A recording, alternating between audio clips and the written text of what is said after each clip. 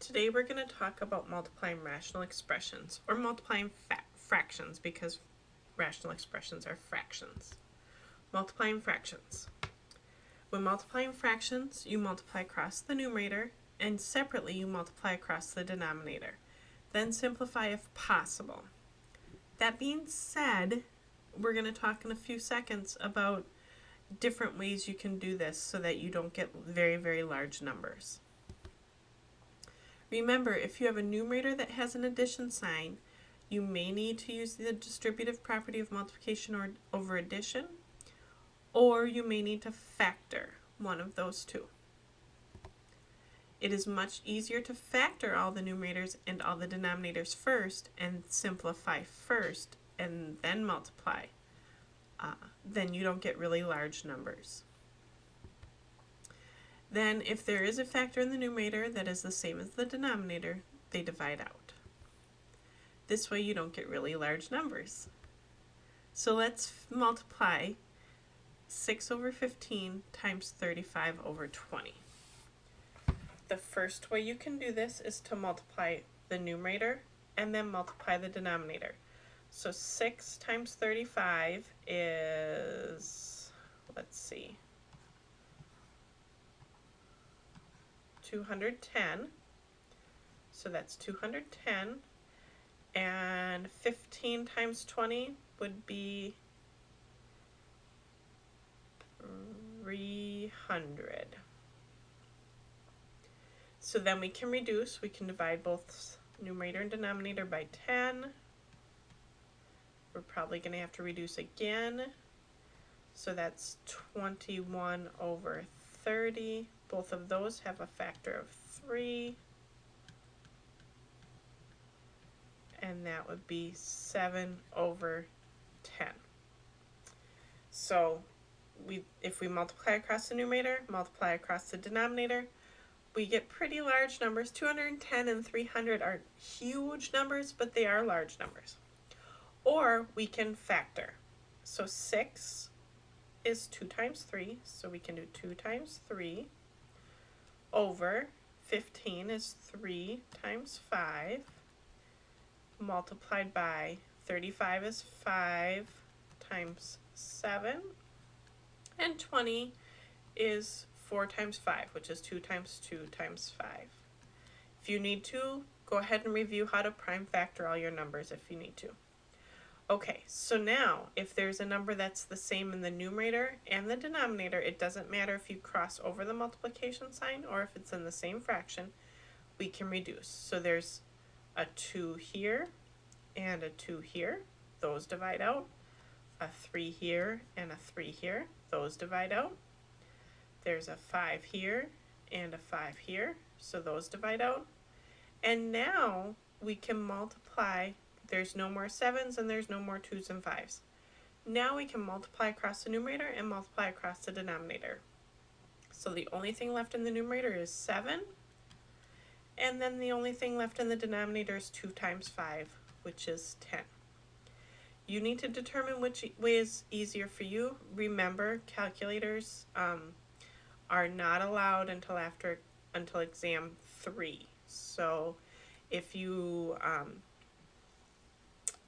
have to use a calculator to get this big number, this may be an easier way to do this. Plus, this way, when we get to polynomials in just a few minutes, this way also makes more sense when we're working with polynomials. Now we have 100 over 21 times negative 28 over 35 times 15 over 16. If we multiplied these together, they would be huge. So 100 is 4 times 25, so that's 2 times 2 times 5 times 5 over 21 is 3 times 7. So instead of multiplying everything out, I'm going to be doing the factoring method. Negative 28 over 35, 28 is 4 times 7, so that's 2 times 2 times 7.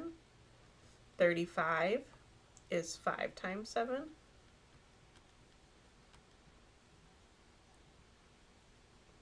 we're going to put parentheses around this so that we know we're multiplying this negative, not subtracting, times 15 over 16. So 15 is 3 times 5, and 16 is 2 to the 4th, so 2 times 2 times 2 times 2. Now we're going to see what we can divide out. There's a 2 and a 2, so we can take out 2 of these 2's. There's a 5 in the numerator and a 5 in the denominator here. There's no more 5's in the denominator, so we can't divide anything out. There's 2 more 2's, so those 2 more 2's divide out. There's a 3 in the numerator and a 3 in the denominator, and I forgot this 7, and it doesn't matter which 7 you use, just so you only use one, and there's a 5. So now we have one negative, so it's negative. The only thing left in the numerator is the 5, and the only thing left in the denominator is 7. So from this really large number, if you had multiplied everything out, it reduces to negative 5/7.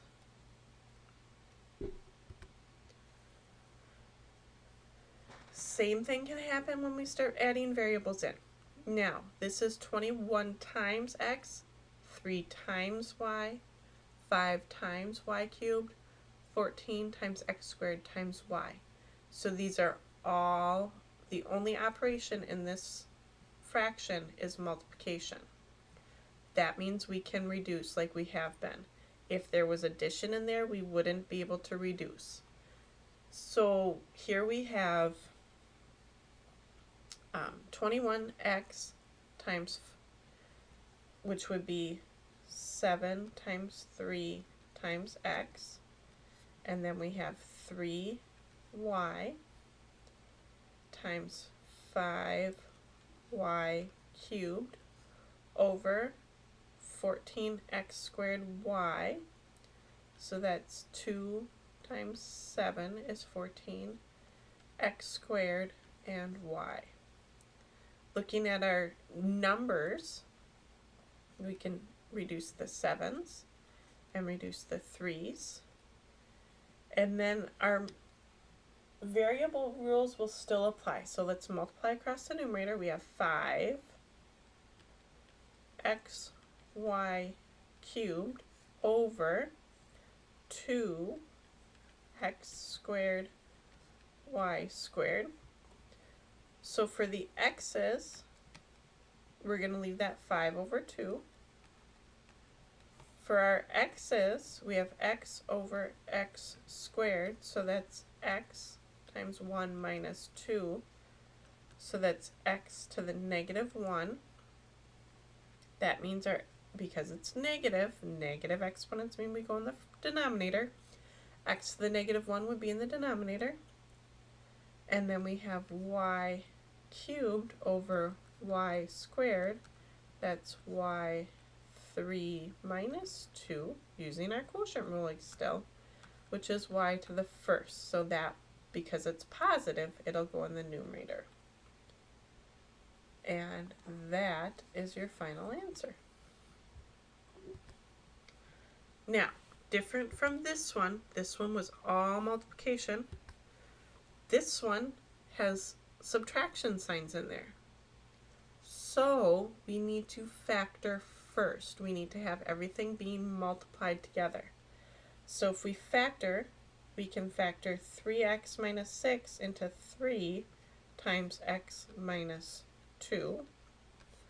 And then we have, let's put the x minus 4 in parentheses, so remember that it's grouped together and it's actually a number that is some number minus 4. So any number we could think of minus 4 is this number.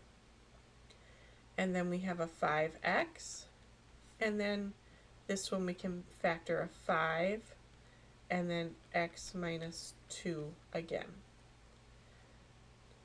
Looking at, so this is 3 times x minus 2, 5 times x, x minus 4 times 5 times x minus 2.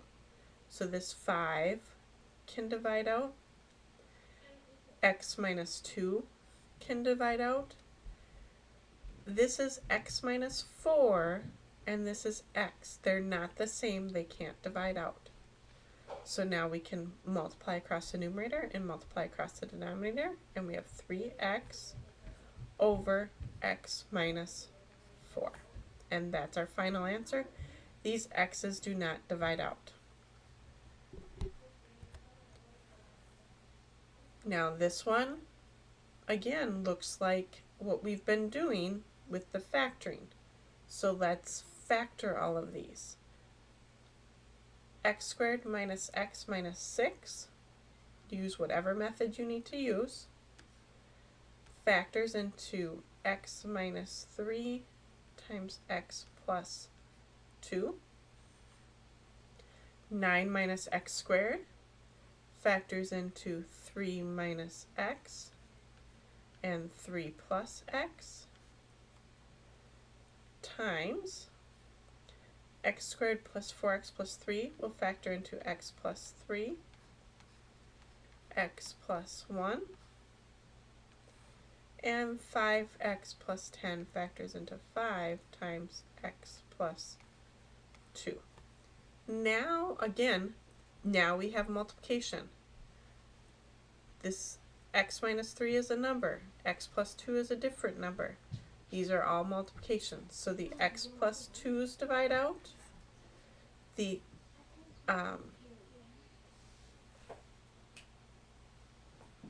x plus 3 and 3 plus x, we have the commutative property of addition, so those can divide out because they're the same thing.